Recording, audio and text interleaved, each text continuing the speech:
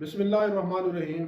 मेरे चैनल के मौजूद सामीनों, आज का एक लेक्चर जो है ना, मैं आपको एक सवाल के साथ करता हूं। जो अक्सर लोग कहते हैं कि पोजीशन के एतबार से मैं एक लीडर हूं, पोजीशन के एतबार से मैं एक इदारे का सरबराह हूं, पोजीशन के एतबार से मैं एक इदारे को हेड कर रहा हूं, पोजीशन के एतबार से मेरा एक पावरफुल रोल है।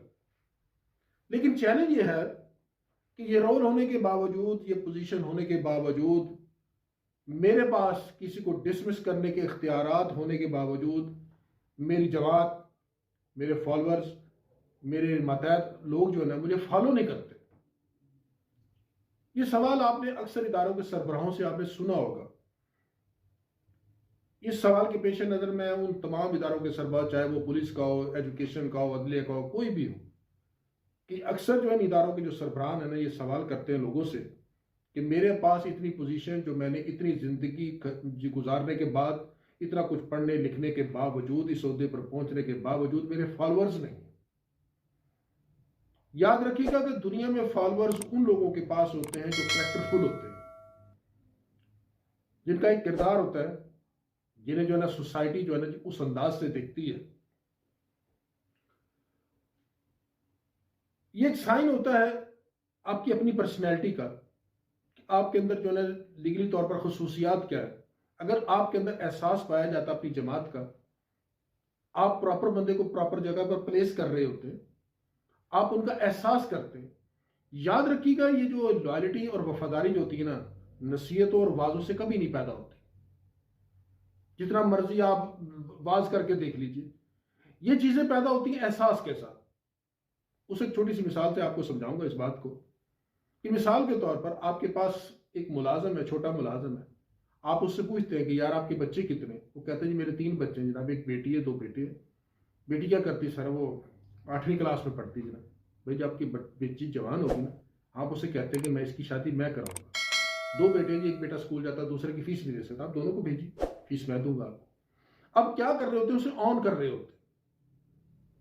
जब आप उसका एहसास कर रहे होते हैं, तो जब उसकी परेशानी आप ऑन कर रहे होते हैं, याद रखिएगा जिंदगी में कभी मौका मिला ना, उसे आपकी खातिर जान भी देनी पड़ी ना, तो वो जान भी दे देगा आपको। आप किसी भी इदारे के सरबराह, मैं आपसे कहता हूं कि ऐसे लोग जरूर पैदा कीजिए जो आपके लिए जान देने के लिए भी तैयार हो जाए। लिहाजा अगर आप चाहते हैं कि दुनिया के लोग आपको फॉलो करें, आपके फॉलोअर्स बने, तो फिर आपको अपना प्रोफेशनल कैरेक्टर जो होता है ना जी, वो थोड़ा सा बिल्ड करना पड़ता है। हमारे माशरे की बदकिस्मती भला गया, यहां मजहबी कैरेक्टर तो ऊपर गया लेकिन प्रोफेशनल कैरेक्टर नीचे आया। लोगों को आपके नमाजों से, रोजों से, उम्रे से कोई फर्क नहीं पड़ता। लोग ये देखना चाहते हैं कि प्रोफेशनली तौर पर आप कितने कैरेक्टरफुल हैं, आप कितना के एहसास करते हैं लोगों का।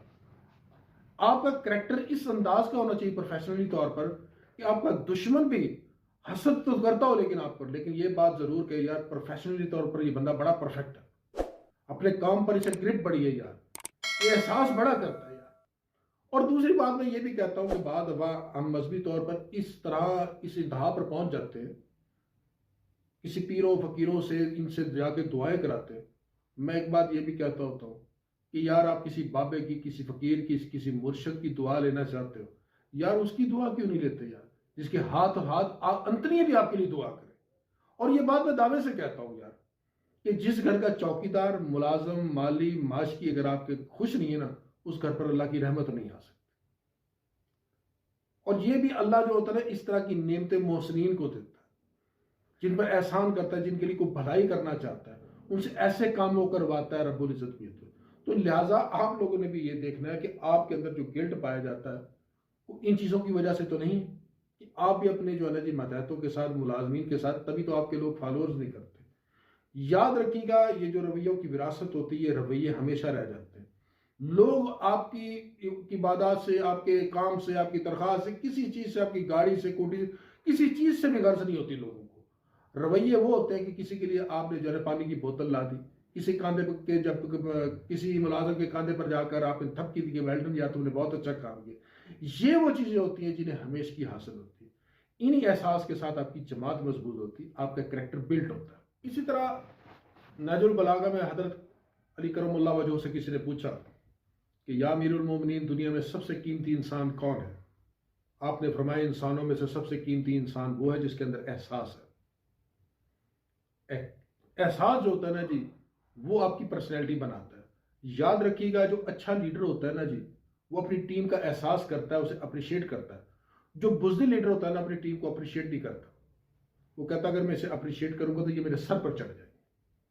उसे अपना खौफ होता है, क्योंकि उसका अपना किरदार नहीं होता, किरदार बिल्ड नहीं हो रहा होता। तो लिहाजा अगर आप किसी इदारे को लीड कर रहे हैं, किसी घर को लीड कर रहे हैं, किसी जमात को लीड कर रहे हैं, तो अपने अंदर लीडरशिप की सलाहियतें जरूर पैदा कीजिएगा। जॉन सी मैक्सवेल ने बहुत सारी किताबें इस पर लिखी हैं, अगर आपको शौक हो पढ़ने का तो उसे भी आप स्टडी कर सकते हैं। लेकिन याद रखिएगा, अगर आपने जमात बनानी है तो फिर आप लीडर बनिए, लोडर ना बनिए। अगर आप लोडर बनेंगे तो आपके साथ एक लोड होगा इंसानों का, जमात नहीं होगी। इन्हीं अल्फाज के साथ आपसे इजाजत चाहूंगा। इंशाल्लाह फिर मिलूंगा किसी नए टॉपिक के साथ। तब तक के लिए पाकिस्तान जिंदाबाद।